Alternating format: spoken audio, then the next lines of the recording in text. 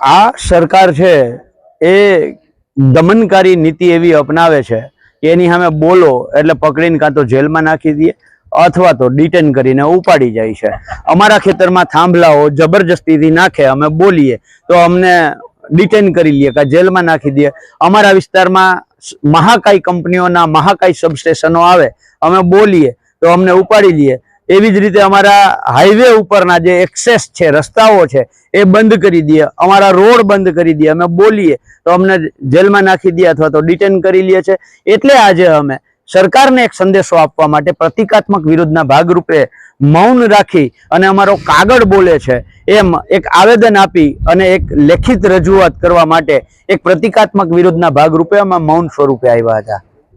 આજના મુદ્દાઓમાં મુખ્ય બે મુદ્દાઓ હતા। એક, કલ્યાણપુર તાલુકાના કાનપર શેરડી, રાજપરા, ચૂર ચપ્પર ગામની અંદર એક મહાકાય કંપનીઓનું એક મહાકાય સબસ્ટેશન આવે છે અને આ સબસ્ટેશન લગભગ 765 કેવીનું અને 200-250 એકરમાં આવે એવી શક્યતાઓ છે।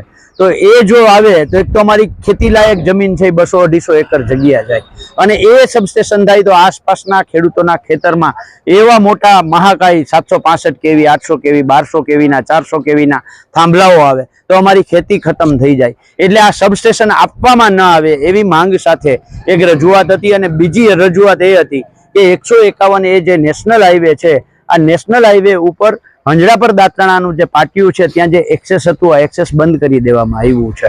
એના કારણે ખેડૂતોએ 8 કિલોમીટરથી 16 કિલોમીટર સુધી ફરવા જવું પડે છે અને એ ખેડૂત ગાડું લઈને, ટ્રેક્ટર લઈને ફરવા કેમ જાય? ક્યાંક રોંગ સાઈડમાં જાય છે તો એ ત્યાં આરટીઓ વાળા જાણે પોતાના કમાણીનું સાધન હોય એવી રીતે અહીંયા જીપ રાખીને ઉભા રહીએ છે। એટલે જેવો રોંગ સાઈડમાં નીકળો એટલે અમે નથી કહેતા રોંગ સાઈડમાં જવું જોઈએ, પણ આઈઆરસીની ગાઈડલાઈનથી ઉપરવટ જઈ અને એક્સેસ બંધ થાય તો ક્યાંક ને ક્યાંક ખેડૂતોએ પોતાનો સમય બચાવવા માટે, ડીઝલ બચાવવા માટે ટૂંકો રસ્તો અપનાવે એટલે આ થાય અને એમાં એક્સિડન્ટની શક્યતાઓ પણ વધે છે। એટલે અમારી માંગ હતી કે ભાઈ બેરાજાનો જે અમારો જૂનો માર્ગ છે ત્યાં એક્સેસ આપવામાં આવે।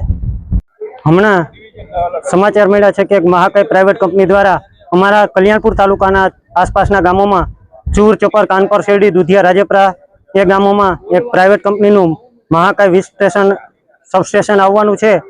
તો અમારી આની પહેલાં સાની ડેમમાં ઓલરેડી બધા જ ખેડૂતની જમીન 70% જેવી જમીન અમારી સાની ડેમમાં વહી ગઈ છે। હવે અમારા પાસે અમારી જમીન ફળદ્રુપ છે અને અમારા પરિવારનો નિભાવ એના ઉપર છે। હવે જો આ જમીન રહી ગઈ, થોડી ઘણી જમીન રહી ગઈ છે, એમાં જો આ વીજ સ્ટેશન આવે તો અમારી પાસે આજીવિકાનો સ્ત્રોત પૂરો થઈ જાય।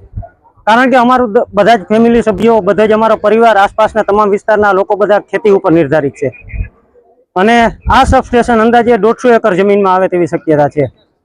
એટલે આમાં ઘણા બધા ખેડૂતની જમીન જાય તેવી શક્યતા છે।